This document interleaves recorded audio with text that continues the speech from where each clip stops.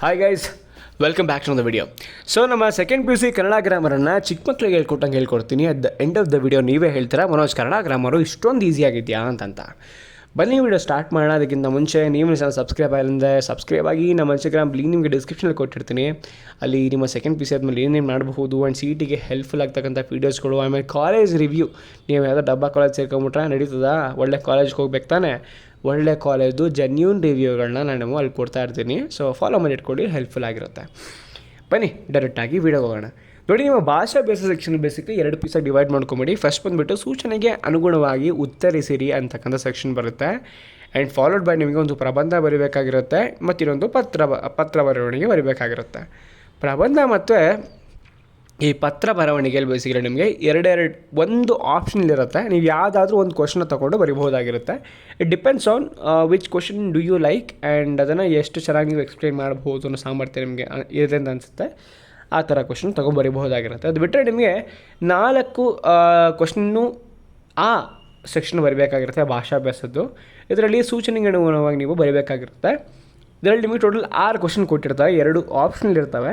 So ನೀವು 4 question attend ಮಾಡಬೇಕಾಗಿರುತ್ತೆ. ಇನ್ನೊಂದು ಅಡಿಷ್ನಲ್ಸ್ ಖುಷಿ ವಿಚಾರ ಏನು ಅಂತಂದರೆ, ಲೆಟ್ಸ್ ಇದರಲ್ಲಿ ನಿಮಗೆ 3 ಕೊಟ್ಟಿದ್ದಾರಲ್ವ, ನೀವು ಬರೀ 2 ಮಾತ್ರ ಅಟೆಂಡ್ ಮಾಡಬೇಕಾಗಿರುತ್ತೆ ಅಷ್ಟೇ. Okay, and that's how simple it is. ಬನ್ನಿ ಈ ವಿಡಿಯೋ ಸ್ಟಾರ್ಟ್ ಮಾಡೋಣ. ಸಬ್ಸ್ಕ್ರೈಬ್ ಆಗಿ ಬನ್ನಿ ಡೈರೆಕ್ಟಾಗಿ ವಿಡಿಯೋ ಹೋಗೋಣ. So first of all, first question ನೋಡೋದಾದರೆ ನಾವು ಕೆಳಗಿನ 2 ಪದಗಳಿಗೆ ನಾನೇ ಅರ್ಥವನ್ನು ಬರೆಯಿರಿ. ನೋಡಿ, ಫಸ್ಟು ನಾನೇ ಅರ್ಥ ಅಂದರೆ ಏನು ಅಂತ ಅರ್ಥ ಮಾಡ್ಕೊಳ್ಳಿ. ಯಾವುದೋ ಒಂದು ಪದ ಇರುತ್ತೆ, ಆ ಪದಕ್ಕೆ ಮಲ್ಟಿಪಲ್ ಮೀನಿಂಗ್ಸ್ ಇರ್ತವೆ. ಯಾಕಂದರೆ ಒಂದು ಪದ ಇರುತ್ತೆ, ಅದಕ್ಕೆ ಮಲ್ಟಿಪಲ್ ಪದಗಳಿಂದ ಅದಕ್ಕೆ ಐಡೆಂಟಿಟಿ ಇರುತ್ತೆ. ಅದನ್ನು ನಾವು ನಾನಾರ್ಥ ಅಂತ ಕರಿತೀವಿ ಕನ್ನಡದಲ್ಲಿ. ಓಕೆ, ಅಂದರೆ ಒಂದೇ ಪದದ ವಿಭಿನ್ನವಾದ ಅರ್ಥಗಳನ್ನು ನಾವು ನಾನಾರ್ಥ ಅಂತ ಕರಿತೀವಿ. ಈಗ ಇದರಲ್ಲಿ ನಿಮಗೆ ಬೇಸಿಕ್ಲಿ 1 ಹಳೆಗನ್ನಡದ ಕೊಟ್ಟಿರ್ತಾರೆ, 2 ಹೊಸಗನ್ನಡದ ಕೊಟ್ಟಿರ್ತಾರೆ. ನೋಡಿ, ನಿಮಗಿರ್ತಕ್ಕಂಥ ಈಸಿಯೆಸ್ಟ್ ಗ್ರಾಮರ್ ಸೆಕ್ಷನಲ್ಲಿ one of the most easiest ಗ್ರಾಮರೇ ನಾನಾರ್ಥ. ನೀವು ಡೈಲಿ ಯೂಸ್ ಮಾಡ್ತಕ್ಕಂಥ ಕನ್ನಡದಲ್ಲಿ ನೀವು ಆರಾಮಾಗಿ ಒಂದು 2 ಪದಗಳನ್ನ ಐಡೆಂಟಿಫೈ ಮಾಡಿಬಿಟ್ಟಿಲ್ಲ ನೀವು ಬರೀಬೋದಾಗಿರುತ್ತೆ. ಫಾರ್ ಎಕ್ಸಾಂಪಲ್, ಗುರು ಮತ್ತು ಕಲಿ ನಾವು ಡೈಲಿ ಲೈಫಲ್ಲಿ ಯೂಸ್ ಮಾಡ್ತಾ ಇರ್ತೀವಿ.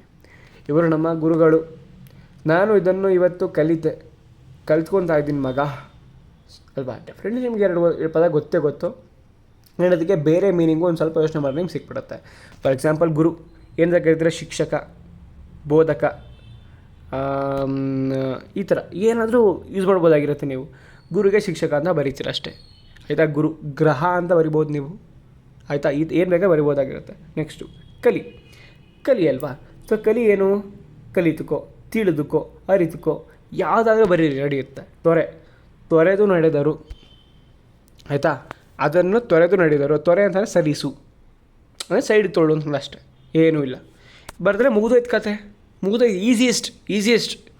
ನೆಕ್ಸ್ಟು ಗುಣವಾಚಕ ಅಂತಂದರೆ ಏನು ನೋಡಿ, ಲೆಟ್ಸೆ ಯಾವುದೋ ಒಂದು ಪ್ರಾಸೆಸ್ ಇರುತ್ತೆ, ಆಯಿತಾ.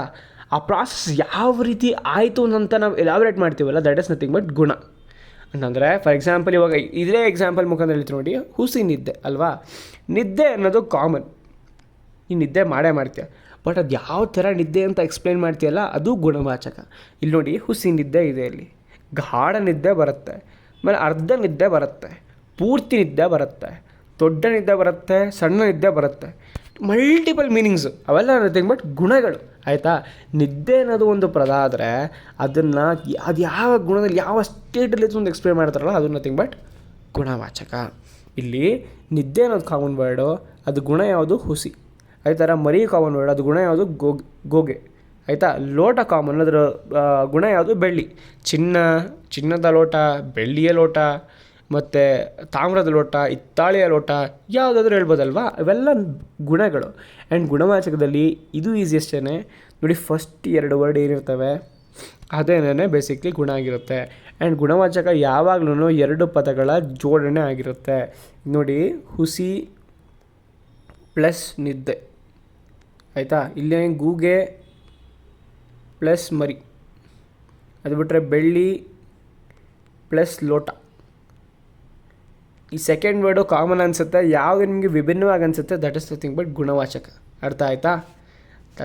That's about ಗುಣವಾಚಕ. ನೆಕ್ಸ್ಟು 2 ಪದಗಳ ಕ್ರಿಯಾಪದಗಳ ಧಾತು ರೂಪವನ್ನು ಬರೆಯಿರಿ. ನೋಡಿ, ಧಾತು ರೂಪ ಅಂದರೆ ಏನು ಅಂತ ನಾನು ನಿಮಗೆ ಎಕ್ಸ್ಪ್ಲೇನ್ ಮಾಡಿಬಿಡ್ತೀನಿ, ಗಮನ ಕೊಟ್ಟು ಕೇಳಿಸ್ಕೊಳ್ಳಿ.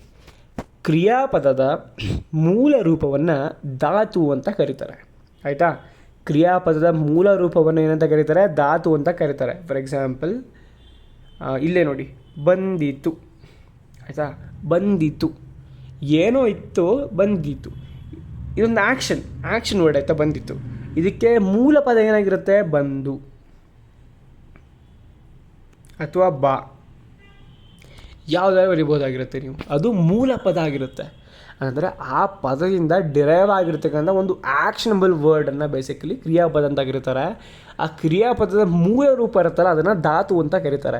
ನೋಡಿ, ಅರ್ಥ ಮಾಡ್ಕೊಳ್ಳಿ, ಸಿಕ್ಕಾಪಡೆ ಸಿಂಪಲ್ ಇದು. ಒಂದು ಕ್ರಿಯಾಪದ ಇರುತ್ತೆ ನೋಡಿ, ಬಂದಿತು ಅಂತ ಇತ್ತು ಅಲ್ವಾ, ಇದರದ್ದು ಮೂಲ ಪದ ಯಾವುದು ಅಂತ ಐಡೆಂಟಿಫೈ ಮಾಡಿದ್ರೆ ದಟ್ ಇಸ್ ನಥಿಂಗ್ ಬಟ್ ಧಾತು. ಕ್ರಿಯಾಪದದ ಮೂಲ ರೂಪವನ್ನೇ ನಾವು ಧಾತು ಅಂತ ಕರಿತೀವಿ. ಯಾವುದೇ ಕನ್ನಡ ಪ್ರೊಫೆಸರ್ನ ಕೇಳಿ. ಓಕೆ, ನೆಕ್ಸ್ಟು ಕುಣಿದನು, ಇದರಲ್ಲಿ ಕುಣಿ ಇದೇನೇ ಧಾತು. ಅರ್ಥ ಆಯ್ತಾ? ನಿಂದರು, ಇದರಲ್ಲಿ ನಿಂದು ಇದೇ ಧಾತು. ಅರ್ಥ ಆಯ್ತಾ? ಅಷ್ಟೇ, ಸಿಂಪಲ್. ನೆಕ್ಸ್ಟು, ಕೆಳಗಿನ 2 ಕ್ರಿಯಾಪದಗಳ ಕಾಲವನ್ನು ಗುರುತಿಸಿ ಬರೆಯಿರಿ. ನೋಡಿ, ಕಾಲದಲ್ಲಿ ಬೇಸಿಕ್ಲಿ 3 ಕಾಲ ಬರುತ್ತೆ. ನಮಗೆ ಇಂಗ್ಲೀಷಲ್ಲಿ ಗೊತ್ತು, past tense, present tense, future tense. Past tense ಅಂತಂದರೆ ಆಗೋಗಿರ್ತಕ್ಕಂಥ ವಿಚಾರ. ಇದನ್ನು ಕನ್ನಡದಲ್ಲಿ ನಾವು ಭೂತಕಾಲ ಅಂತ ಕರಿತೀವಿ. ಆಯಿತಾ? ಪ್ರೆಸೆಂಟ್ ಟೆನ್ಸ್ ಅಂದರೆ ಈಗ ಆಗಬೇಕಾಗಿರ್ತಕ್ಕಂಥದ್ದು, ಈಗ ಆಗ್ತಾ ಇರ್ತಕ್ಕಂಥ ವಿಚಾರಗಳನ್ನ ನಾವು ಪ್ರೆಸೆಂಟ್ ಟೆನ್ಸ್ ಅಂತ ಕರಿತೀವಿ, ವಿಚ್ ಇಸ್ ನಥಿಂಗ್ ಬಟ್ ವರ್ತಮಾನ ಕಾಲ. ಆಯಿತಾ? ವರ್ತಮಾನ ಕಾಲ. ನೆಕ್ಸ್ಟು ಆಗಬೇಕಾಗಿರ್ತಕ್ಕಂಥದ್ದು ಫ್ಯೂಚರ್ ಟೆನ್ಸ್, ಇದನ್ನು ನಾವು ಭೂತಕಾಲ ಅಂತ ಕರಿತೀವಿ. ಅರ್ಥ ಆಯಿತಾ? ನೋಡಿ, ಬೇಸಿಕ್ಲಿ 3 ಕಾಲಗಳು ಬರ್ತವೆ.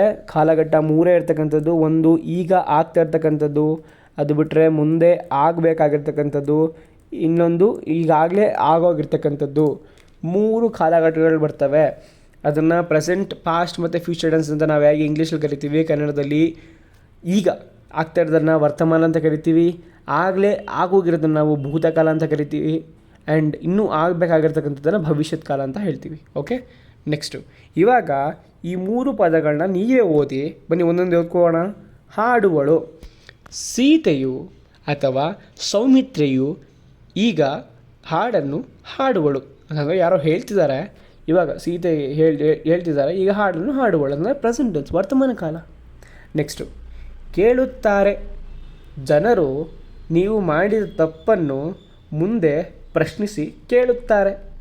ಅಂದರೆ ವಿಚಾರಿಸ್ತಾರೆ, ಏನೋ ಆಗುತ್ತೆ ಅದ್ರ ಬಗ್ಗೆ ಕೇಳ್ತಾರೆ ಅನ್ನಂತ. ಇದನ್ನು ಫ್ಯೂಚರ್ನ ಇವಾಗಲೇ ಪ್ರಿಡಿಕ್ಟ್ ಮಾಡ್ತಾ ಇರ್ತಕ್ಕಂಥದ್ದು ಅಂತಂದರೆ ದಿಸ್ ನಥಿಂಗ್ ಬಟ್ ಭವಿಷ್ಯತ್ ಕಾಲ.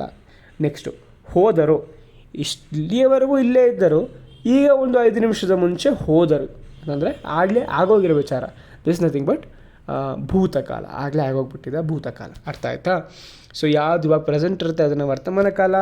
ಹಾಡುವಳು, ಕೇಳುತ್ತಾರೆ ಅದಂದರೆ ಕ್ವಶನ್ ಮಾಡ್ತಾರೆ, ಇಸ್ ನಥಿಂಗ್ ಬಟ್ ಭವಿಷ್ಯತ್ ಕಾಲ, ಮುಂದೆ ಆಗೋದನ್ನು ಡಿಪಿಕ್ಟ್ ಮಾಡ್ತಿದ್ದಾರೆ. ಹೋದರು, ಆಗಲೇ ಆಗೋಗಿರೋದು, ದಟ್ಸ್ ವೈ ಇಟ್ ಇಸ್ ಭೂತಕಾಲ. ಓಕೆ, ನೆಕ್ಸ್ಟು ವಿಭಕ್ತಿ ಪ್ರತ್ಯಯನ ಕರೆಕ್ಟಾಗಿ ಅರ್ಥ ಮಾಡ್ಕೊಳ್ಳಿ. ವಿಭಕ್ತಿ ಪ್ರತ್ಯಯ ನೀವು ಅಂದ್ಕೊಂಡಷ್ಟು ಈಸಿ ಇಲ್ಲ, ಬಟ್ ನಾನು ಹೇಳೋದನ್ನು ಕರೆಕ್ಟಾಗಿ ನೀವು ಅರ್ಥ ಮಾಡಿಕೊಂಡ್ರೆ ಯು ಕ್ಯಾನ್ ಅಟೆಂಡ್ ದಿಸ್. ನಿಮಗೆ ಕನ್ನಡ ಗ್ರಾಮರ್ ಸಿಕ್ಕಾಪಟ್ಟೆ ಡಿಫಿಕಲ್ಟ್ ಆಗ್ತಾಯಿದೆ, ನನಗೆ ಇನ್ನೂ ಏನೂ ಅರ್ಥ ಆಗ್ತಿಲ್ಲ ಅಂತಂದರೆ ಐ ವುಡ್ ಸೇ ನೀವು ಇದನ್ನು ಸ್ಕಿಪ್ ಮಾಡ್ಬೋದಾಗಿರುತ್ತೆ. ಓಕೆ, ಬಟ್ ನಾನು ಹೇಳೋದನ್ನು ಕರೆಕ್ಟಾಗಿ ಕೇಳಿಸ್ಕೊಂಡ್ರೆ ನಿಮಗೆ ನೀವು ಆರಾಮಾಗಿ ಯಾವುದೇ ವಿಭಕ್ತಿ ಪ್ರತ್ಯಯ ಬೇಕಾದ್ರೂ ಅಟೆಂಡ್ ಮಾಡ್ಬೋದಾಗಿರುತ್ತೆ. ಬನ್ನಿ ಸ್ಟಾರ್ಟ್ ಮಾಡೋಣ. ಒಂದು ಹಾಡು ಹೇಳ್ಕೊಡ್ತೀನಿ, ಗಮನ ಕೊಟ್ಟು ಕೇಳಿಸ್ಕೊಳ್ಳಿ. ಪ್ರಥಮ ಉ ದ್ವಿತೀಯ ಅನ್ನು ತೃತೀಯ ಇಂದ ಚತುರ್ಥಿಗೆ, ಪಂಚಮಿ ದೆಸೆಯಿಂದ ಷಷ್ಠಿ ಆ, ಸಪ್ತಮಿ ಅಲ್ಲಿ. ಇದು ಹೊಸಗನ್ನಡದ ವಿಭಕ್ತಿ ಪ್ರತ್ಯಯಗಳು. ಆಯಿತಾ? I'm so sorry.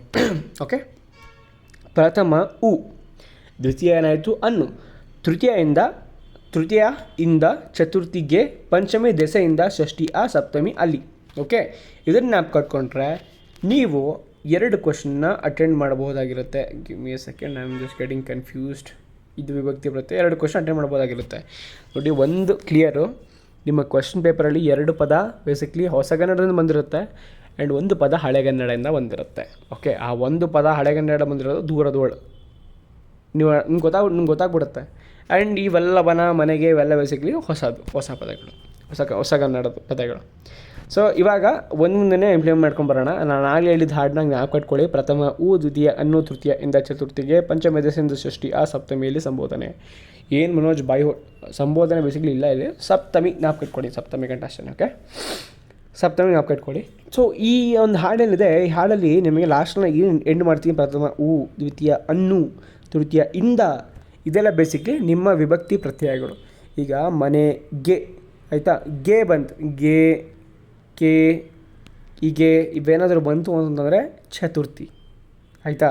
ಪ್ರಥಮ ಊ, ದ್ವಿತೀಯ ಅನ್ನು, ತೃತೀಯಿಂದ ಚತುರ್ಥಿಗೆ, ಚತುರ್ಥಿಗೆ ಗೆ ಬಂತಲ್ವ, ಚತುರ್ಥಿ ಇದಕ್ಕೆ. ನೆಕ್ಸ್ಟು ವಲ್ಲಭನ, ಬನ ಆ ಇಂದ ಎಂಡ್ ಆಗ್ತಿದೆ. ಷಷ್ಠಿ, ಷಷ್ಠಿ ಆ ಅಷ್ಟೇ. ನೆಕ್ಸ್ಟು ದೂರದೋಳ್ ನೋಡಿ, ಓಲ್ಡ್ ಬರ್ತದೆ. ಓಲ್ಡ್ ಬೇಸಿಕ್ಲಿ ಹಳೆಗನ್ನಡದ ಪದ. ಓಲ್ಡ್ ಅಂದರೆ ಕದನದೋಳ್ ಅಂದರೆ ಕದನದಲ್ಲಿ, ಅಲ್ಲಿ ಯಾವುದ್ರಲ್ಲಿ ಬರುತ್ತೆ ಬೇಸಿಕ್ಲಿ ಸಪ್ತಮಿಯಲ್ಲಿ ಬರುತ್ತೆ. ಸೊ ಸಪ್ತಮಿ ಅಂತ ಬರೀರಿ, ಸಪ್ತಮಿ. ಟ್ವಿಸ್ಟ್ ಬಂದರೆ ಹಳೆಗನ್ನಡ ಬಂತು ಅಂದರೆ ನಿಮಗೆ ಬೇಸಿಕ್ಲಿ ಅಂದರೆ ಊ ಬದಲು ಬರುತ್ತೆ, ಇದು ಪ್ರಥಮಗೆ ಆಯಿತಾ. ದ್ವಿತೀಯಗೆ ಅನ್ನು ಬದಲು ಬರುತ್ತೆ ಆಯಿತಾ. ನೆಕ್ಸ್ಟು ತೃತೀಯ ಮೋಸ್ಟ್ಲಿ ಸೇಮ್ ಇರುತ್ತೆ, ಆ್ಯಂಡ್ ಚತುರ್ಥಿನೂ ಸೇಮ್ ಇರುತ್ತೆ. ಪಂಚಮಿ ದೆಸೆಯಿಂದ ಇದೆಯಲ್ಲ, ದೆಸೆಯಿಂದ ಬೇಸಿಕಲಿ ನಿಮಗೆ ಅತ್ತಣಿಮ್ ಬರುತ್ತೆ. ಅತ್ತಣಿಮ್ ಅಂದರೆ ಅವರಿಂದ, ಅದರ ದೆಸೆಯಿಂದ ಆಯಿತಾ. ಅತ್ತಣಿಮ್ ಬೇಸಿಕ್ ಅತ್ತಣಿಮ್, ಅತ್ತಣಿಂದಮ್, ಅತ್ತಣಿಂದೆ ಇದು ಬರ್ತದೆ. ನೆಕ್ಸ್ಟು ಅದು ಬಿಟ್ಟರೆ ಸಪ್ತಮಿ ಓಲ್ಡ್ ಬರ್ತದೆ. ಓಲ್ಡ್ ಇಸ್ ನಥಿಂಗ್ ಬಟ್ ಅಲ್ಲಿ, ಕದನದಲ್ಲಿ ಇದು ಬರ್ತದೆ ಆಯಿತಾ. ಇದು ಬೇಸಿಕ್ಲಿ ನಿಮ್ಮ ವಿಭಕ್ತಿ ಪ್ರತ್ಯಯ. ನಾನು ಹೇಳ್ಕೊಟ್ಟಿದ್ದು ನಿಮ್ಗೆ ಅರ್ಥ ಆಗಿದೆ. ಬರೀ ಇಲ್ಲ ನನಗೆ ತಲೆಗೆ ಹೋಗ್ತಿಲ್ಲ ಮನೋಜ್ ಅಂದರೆ ಚಿಲ್ ಮಾಡಿ, ಜಸ್ಟ್ ಕನ್ನಡ ಹಾಡು ಜ್ಞಾಪಕ ಇಟ್ಕೊಳ್ಳಿ. ನಿಮ್ಮ ಜ್ಞಾಪಕ ಬಂತು ಅಂದರೆ ನೀವು ರಿಲೇಟ್ ಮಾಡ್ಕೊಂಡು ಬರೀತೀನಿ ಅಂತಂದರೆ you can attend this. Okay, next ತದ್ಭವ ರೂಪ ಸಿಂಪಲ್ಲು. ಶಾ ಇದ್ದಿದ್ದೇನಾಗುತ್ತೆ, ಸಾ ಆಗುತ್ತೆ. ಯಾ ಇದ್ದಿದ್ದೇನಾಗುತ್ತೆ, ರಾ ಆಗುತ್ತೆ. ಯಾ ಇದೆ ಜಾ ಆಗುತ್ತೆ. ಕಾರ್ಯ, ಕಬ್ಬ, ಈ ಥರ. ಓಕೆ, ಶ್ರೀ ಇದ್ದಿದ್ದೇನಾಯಿತು, ಸಿರಿ ಆಗುತ್ತೆ. ಅಂದರೆ ಶಾ ಜೊತೆಯಲ್ಲಿ ರಾ ಇನ್ಫ್ಲುಯೆನ್ಸ್ ಬರ್ತಿದೆ ಆಯಿತಾ, ಅದಕ್ಕೆ ಸಿರಿ ಆಗುತ್ತೆ. ಆಮೇಲೆ ಶಿರ ಅಲ್ವಾ, ಶಾ ಏನಾಗುತ್ತೆ, ಸಾ ಆಗುತ್ತೆ ಅಂತ ಹೇಳಿದೆ, ಸರ ಆಗುತ್ತೆ. ನೆಕ್ಸ್ಟು ರಾ ಅಲ್ವಾ, ಯಾ ಏನಾಗುತ್ತೆ, ಜಾ ಆಗುತ್ತೆ. ಜಾ ಆಗುತ್ತೆ ಅಷ್ಟೇ. ಇದು ಮತ್ತು ತದ್ಭವ ರೂಪ. ಅದು ಬಿಟ್ಟರೆ ಪ್ರಬಂಧ ನೋಡಿ. ಪ್ರಬಂಧನ ನಾನು ಒಂದು ಟಿಪ್ಸ್ ಕೊಡ್ತೀನಿ ನಿಮಗೆ. ನನಗೆ ಕನ್ನಡದಲ್ಲಿ 100ಕ್ಕೆ 95 ಮಾರ್ಕ್ಸ್ ಸೆಕೆಂಡ್ PUCಯಲ್ಲಿ ಆಯಿತಾ. ಆ್ಯಂಡ್ ನಾನು 100ಕ್ಕೆ 100 ಮಾರ್ಕ್ಸು ನಾನೇ ಬರ್ತಿದ್ದು. ನಮಗೆ ಈ ಥರ ಆಪ್ಷನಲ್ಲಿ 20 ಮಾರ್ಕ್ಸು ನಮಗೆ ಕಾಲೇಜಲ್ಲಿ ಕೊಡೋ ಥರ. ಸೊ ನಂದು ಎಫರ್ಟ್ಸ್ ಸಿಕ್ಕಾಪಟ್ಟೆ ಹಾಕಿದ್ದೆ. ನಾನು ಎಕ್ಸ್ಪೆಕ್ಟ್ ಮಾಡ್ತಿದ್ದೆ 100ಗೆ 100 ಬರುತ್ತೆ ಅಂತ ನಾನು. ಬಟ್ ಅನ್ಫಾರ್ಚುನೇಟ್ಲಿ ಬರಲಿಲ್ಲ. It's because of not me. ನಾನು ಬರೆದಿದ್ದೆ ಬಟ್ ಅವ್ರು ಕೊಟ್ಟಿರಲಿಲ್ಲ ನನಗೆ. ಬಟ್ ಎಲ್ಲೆಲ್ಲಿ ಮಾರ್ಕ್ಸ್ ಹೋಗಿತ್ತು ಅಂತ ನಾನು ಡಿಪೆಕ್ಟ್ ಮಾಡೋ ಸಾಮರ್ಥ್ಯ ಇತ್ತು. ಬಟ್ ನಿಂಗೆ ಇಲ್ಲಿ ಮಾರ್ಕ್ಸ್ ಹೋಗಿರಲಿಲ್ಲ, ಇಲ್ಲಿ ಫುಲ್ ಮಾರ್ಕ್ಸ್ ಬಂದಿತ್ತು. ಹೇಳ್ತೀನಿ ನಾನು ಹೆಂಗೆ ಬರ್ತಿದ್ದೆ ಅಂತ. ನೋಡಿ, ಪ್ರಬಂಧ ಬರಿಬೇಕಾದ್ರೆ ಹೆಡ್ಡಿಂಗ್ಸ್ ಭಾಳ ಇಂಪಾರ್ಟೆಂಟ್ ಆಯಿತಾ. ಫಸ್ಟು ವಿಷಯ ಬರೀತೀರ, ಆಮೇಲೆ ಪೀಠಿಕೆ ಅಂತಂದರೆ ಇದರಲ್ಲಿ ಏನೇನಿರುತ್ತೆ ನಿನ್ನ ಈ ಒಂದು ಇದರಲ್ಲಿ ಅದು ಬರೀತೀಯ. ನೆಕ್ಸ್ಟು ವಿಷಯ ವಿಶ್ಲೇಷಣೆ ಆಯಿತಾ. ವಿಷಯದಲ್ಲಿ ಏನೇನಿದೆ ಅದನ್ನು ಬರೀತೀಯ. ಲಾಸ್ಟಲ್ಲಿ ಎಂಡ್ ಮಾಡೋದಕ್ಕೆ ಉಪಸಂಹಾರ. ಇದಿಷ್ಟನ್ನು ನೀನು ಮೆನ್ಷನ್ ಮಾಡಿ ಬರೆದ್ರೆ trust me when I say this, will get full marks. But context ಗೊತ್ತಿಟ್ಕೊಂಡು ಬರೀಲಿ ನೀವು. ಏನು ಬರೀಬೇಕಂತ ಹೇಳ್ತೀನಿ ನೋಡಿ. ಫಸ್ಟು ಟಾಪಿಕ್ ಏನಿದೆ ಅದನ್ನು ಬರೀತೀರ. ಏನು, ಮತದಾನದ ಮಹತ್ವ, ಮತದಾನ ಏನಕ್ಕೆ ಇಂಪಾರ್ಟೆಂಟ್ ಅನ್ನೋದ್ರ ಬಗ್ಗೆ ನೀವು ಬರಬೇಕಾಗಿರುತ್ತೆ. ಫಸ್ಟು ಪೀಠಿಕೆ, ಮತದಾನ ಅಂದರೆ ಏನು ಅಂತಂದರೆ ನಿಮ್ಮ ಹಕ್ಕನ್ನು ನೀವು ಒಂದು ಮತದ ಮುಖಾಂತರ ಅದನ್ನು ಚಲಾಯಿಸಿ ಒಬ್ಬ ಅಭ್ಯರ್ಥಿಯನ್ನು ನಿಮ್ಮ ಒಂದು ಕ್ಷೇತ್ರಕ್ಕೆ ಚುನಾವಣೆಯಲ್ಲಿ ಗೆಲ್ಲಿಸುವುದನ್ನು ಬೇಸಿಕ್ಲಿ ಮತದಾನ ಅಂತ ಕರೀತಾರೆ ಬೇಸಿಕ್ಲಿ ಆಯಿತಾ. ಇದ್ರ ಉಪಯೋಗ ಏನು, ಫಸ್ಟ್ ಪೀಠಿಕೆಯಲ್ಲಿ ನೀವು ಬರೀತೀರ. ಮತದಾನದಿಂದ ಏನೇನಾಗುತ್ತೆ, ಏನೇನು ಉಪಯೋಗ ಆಗುತ್ತೆ ಅನ್ನೋದ್ರ ಬಗ್ಗೆ ಪೀಠಿಕೆಯಲ್ಲಿ ಬರೀತೀರ. ನೆಕ್ಸ್ಟು ಆಮೇಲೆ ಪೀಠಿಕೆಯಲ್ಲಿ ಏನೇನು ಬರೀತೀರಾ ಅಂತಂದರೆ ಯಾವ್ಯಾವ ಸೆಕ್ಷನಲ್ಲಿ ಏನೇನು ಬರೀತಿದ್ದೀರಾ ನೀವು, ಯಾವ ಥರ ಎಲಾಬ್ರೇಟ್ ಮಾಡ್ತಿದ್ದೀರಾ ಅನ್ನೋದ್ರ ಬಗ್ಗೆ ಅಂದರೆ ಮುಂದೆ ಈ ಒಂದು ಪ್ರಬಂಧದಲ್ಲಿ ನೋಡಲಿದ್ದೇವೆ ಅನ್ನೋದನ್ನು ಪೀಠಿಕೆಯಲ್ಲಿ ಬರೀತೀರಾ. ಅಂತಂದರೆ ಇಟ್ಸ್ ಲೈಕ್ ಗ್ಲಾಸರಿ, ಒಂದು ಲೈಟಾಗಿ ಒಂಥರ ಓವರ್ವ್ಯೂ ಥರ ಆಯಿತಾ. ನಾವು ಏನೇ ಬರಿತೀವಿ ಅದ್ರ ಬಗ್ಗೆ ಪೀಠಿಕೆಯಲ್ಲಿ ಬರೀತೀರ. ನೆಕ್ಸ್ಟು ವಿಷಯ ವಿಶ್ಲೇಷಣೆ ಬರುತ್ತೆ. ಇದರಲ್ಲಿ ನೀವು ನಿಮ್ಗೆ ಏನೇನು ಗೊತ್ತು ಅದ್ರ ಬಗ್ಗೆ ರಿಲೆವೆಂಟಾಗಿ ಅದನ್ನೆಲ್ಲ ನೀಟಾಗಿ ಬರ್ಕೊಂಡು ಹೋಗ್ತೀರಾ ಆಯಿತಾ. ನೆಕ್ಸ್ಟು ಇದನ್ನು ಕಂಕ್ಲೂಡ್ ಮಾಡಬೇಕಲ್ವ, ಅವಾಗ ಬರೋದೇ ಉಪಸಂಹಾರ. ಆ ಉಪಸಂಹಾರದಲ್ಲಿ ಇದನ್ನು ಮಾಡಿದ್ರೆ ನಮ್ಮ ಪ್ರಪಂಚ ಅಂದರೆ ನಮ್ಮ ಜಗತ್ತು ಹಿಂಗಾಗುತ್ತೆ, ಮೊದಲಿನಿಂದ ಆಗತಕ್ಕಂಥ ಡಿಸ್ಅಡ್ವಾಂಟೇಜ್ ಏನು ಅಡ್ವಾಂಟೇಜ್ ಅದನ್ನು ಬರೆದುಬಿಟ್ಟು ನೀವೇನೋ ಒಂದು ಕನ್ಕ್ಲೂಷನ್ ಕೊಡ್ತೀರಾ. ದಟ್ ಇಸ್ ನೀವು ಉಪಸಂಹಾರ. ಅರ್ಥ ಆಯಿತಾ? ಈ ರೀತಿ ಬರೆದ್ರೆ ನೀವು ನಿಮಗೆ ಮಾರ್ಕ್ಸ್ ಕಟ್ ಮಾಡೋ ಸಾಧ್ಯತೆಯೇ ಇಲ್ಲ. Next letter writing. ಸಾರಿ, ಒಂದಿಷ್ಟು ಎಕ್ಸಾಂಪಲ್ಗಳು ನೋಡ್ಕೊಂಡು ಹೋಗಿ. ಬೇಕು ಅಂತಂದರೆ ಕೆಲವೊಂದಿಷ್ಟು ಎಕ್ಸಾಂಪಲ್ಗಳ ಲಿಂಕನ್ನು ಡಿಸ್ಕ್ರಿಪ್ಷನ್ ಕೊಟ್ಟಿರ್ತೀನಿ. ಮೇನ್ ಇಷ್ಟೇ ಆಯಿತಾ. ಫಸ್ಟು ಯಾರಿಂದ ಯಾರಿಗೆ ಡೇಟು, ಆಮೇಲೆ ವಿಷಯ ಬರೆದಾದ್ಮೇಲೆ ಕೆಳಗಡೆ ಮಾನ್ಯರೇ ಅಥವಾ ಯಾರಿಗೆ ಏನೇನು ಹೋಗ್ತಿರುತ್ತೆ ಅದನ್ನು ಕರೆಕ್ಟಾಗಿ ಬರ್ಕೊಂಡು, ಆಮೇಲೆ ಮೇಲ್ಕಂಡ ವಿಷಯಕ್ಕೆ ಸಂಬಂಧಿಸಿದಂತೆ ಇದನ್ನು ಬರೆದ್ಬಿಟ್ಟು ಆ ವಿಷಯನ ಕ್ಲೀನಾಗಿ ವಿಶ್ಲೇಷಣೆ ಮಾಡಿಬಿಟ್ಟು ಏನು ಟಾಪಿಕ್ ಇದೆ, ನಿನಗೇನು ರಿಕ್ವೆಸ್ಟ್ ಇದೆ ಅದನ್ನು ನೀಟಾಗಿ ಬರೆದ್ಬಿಟ್ಟು ರೆಸ್ಪೆಕ್ಟ್ಫುಲ್ಲಾಗಿ ಅದನ್ನು ಎಂಡ್ ಮಾಡಿ. ಆ್ಯಂಡ್ ಧನ್ಯವಾದಗಳು, ಇಂತಿ ನಿಮ್ಮ ವಿಶ್ವಾಸಿ ಅಥವಾ ಇಂತಿ ನಿಮ್ಮ ಪ್ರೀತಿಯ ಅಥವಾ ಇಂತಿ ನಿಮ್ಮ ಶ್ರೇಯೋಭಿಲಾಷಿ, ಇದನ್ನೆಲ್ಲ ಯೂಸ್ ಮಾಡಿಕೊಂಡು ನೀವು ಪ್ರಾಪರಾಗಿ ಲೆಟರ್ನ ಬರೆದಿದ್ರೆ ನೀವು ಕಂಪ್ಲೀಟಾಗಿ ಮಾರ್ಕ್ಸ್ ಸಿಗುತ್ತೆ. It's no doubt. ಇಷ್ಟೇ ಸಿಂಪಲ್ ಆಗಿರುತ್ತೆ ನಿಮ್ಮ ಕನ್ನಡ ಗ್ರಾಮರು. ಬೇರೆ ಏನೇ ಡೌಟ್ ಇದ್ದರೂ ನನಗೆ ಕಮೆಂಟ್ ಸೆಕ್ಷನಲ್ಲಿ ಕಮೆಂಟ್ ಹಾಕಿ ಅದ್ರ ಬಗ್ಗೆ ಮಾತಾಡೋಣ. ಸಿಗೋದು ನೆಕ್ಸ್ಟ್ ವಿಡಿಯೋದಲ್ಲಿ. Keep running upon running. Thanks watching. ಬಾಯ್.